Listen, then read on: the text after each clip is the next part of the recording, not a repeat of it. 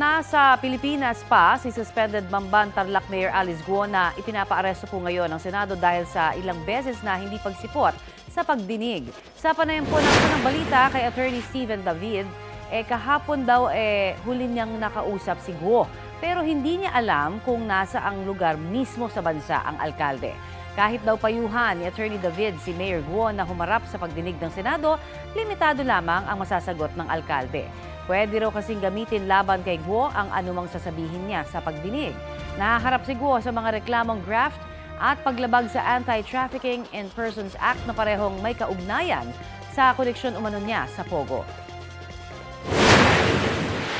Hindi siya effective maging resource person kasi pag nandun siya, humarap siya doon, tinanong siya, she can always invoke her right against self-incrimination. So how can she help the Senate committee kung ganyan ang magiging outcome ng inquiry sa kanya? Kung magsasalita ka, yung right against self-incrimination, anything you say may be used against you in the court of law.